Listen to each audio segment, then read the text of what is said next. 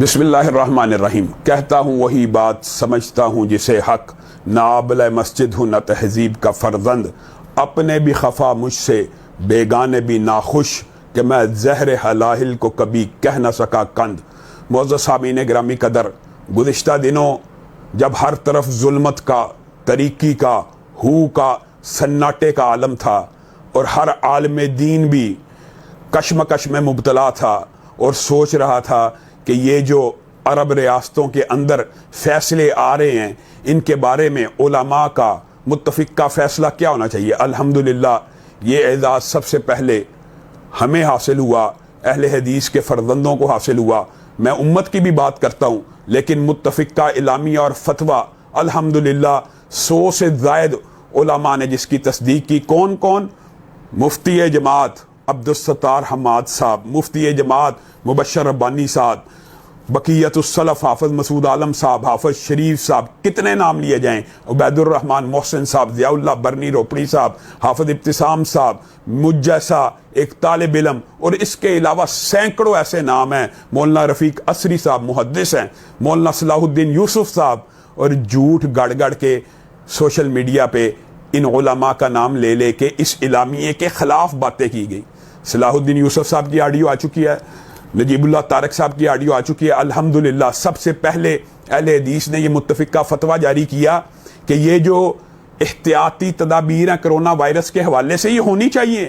احتیاط کا سبق دین اسلام بھی دیتا ہے، لیکن احتیاط کی کچھ جائز حدود ہیں، کچھ ناجائز حدود ہیں، اور مسجدوں کو بند کر دینا، باجماعت نماز کے اوپر پابندی لگا دینا اور جمعوں کو بند کر دینا یہ ناجائز حد ہے۔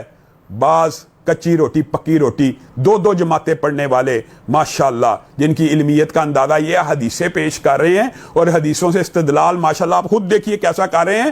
نبی کریم صلی اللہ علیہ وسلم نے بارش میں، شدید سردی میں گھروں میں نماز پڑھنے کا حکم مؤذن سے دلوایا تھا۔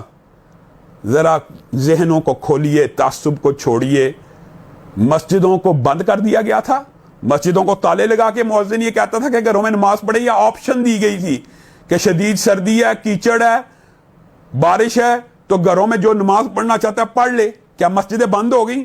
اور بعد ماشاءاللہ علماء فضلاء نے یہ دلیل پیش کی کہ بیت اللہ کو مغلق کر دیا گیا۔ نبی کریم صلی اللہ علیہ وسلم داخل ہوئے، بیت اللہ کو، کعبۃ اللہ کے لفظ کو بیت اللہ سے تبدیل کر دیا۔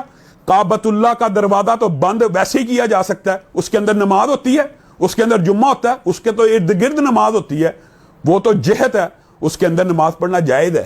لیکن کعبۃ اللہ کے اغلاق کا جو حدیث ہے اس کو یہ دلیل کے طور پہ پیش کیا جاتا ہے کہ مسجدیں بند کر دی جائیں، جمعے نہ ہوں۔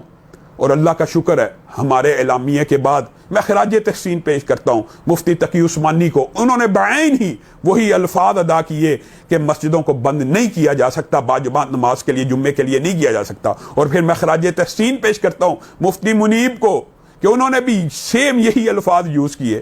بتائیے اہل سنت کے تینوں مسالک، اہل حدیث، دیوبندی، بریلوی، اس بات پہ متفق ہو چکے ہیں بر صغیر پاک و ہند کے، خاص طور پہ پاکستان کے خطے کے، کہ نماز باجماعت کے لیے مسجدیں بند نہیں ہو سکتی، جمعے کے لیے نہیں ہو سکتی۔ احتیاطی تدابیر، کوئی اعتراض ہی نہیں۔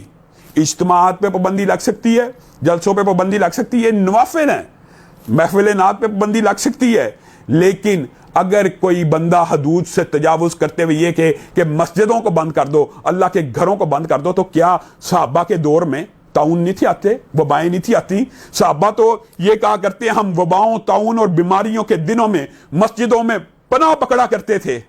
یہ مسجدیں شفا کے گھر ہیں، یہاں پہ اللہ رب العزت کے ذمے میں بندہ آ جاتا ہے، اللہ تعالیٰ میزبان ہوتا ہے۔ ساری حدیثیں بھول گئے کہ گھر سے جو بندہ باجماعت نماز کے لیے نکلتا ہے اللہ کے ذمے میں ہوتا ہے، جو مسجد میں داخل ہوتا ہے اللہ اس کا میزبان ہوتا ہے۔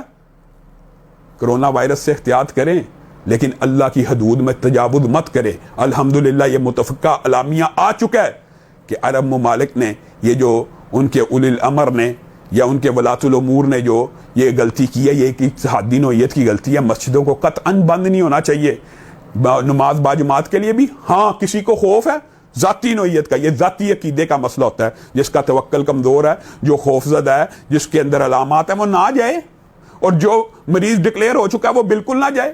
ان باتوں پہ کوئی اعتراض نہیں ہے۔ اعتراض یہ ہے کہ ہمارے ہاں دکھ اور افسوس کی بات یہ ہے میٹرو بند نہیں ہو رہی، ٹریفک بند نہیں ہو رہی، میٹرو کے اندر سینکڑوں افراد بیٹھے ہوتے ہیں، ریل گاڑیوں کے اندر، بسوں کے اندر بیٹھے ہوتے ہیں، سب سے پہلے جب بات آتی ہے مسجدیں بند کر دو، مسجدیں بند کر دو. کیوں مسجدیں بند کر دی جائیں؟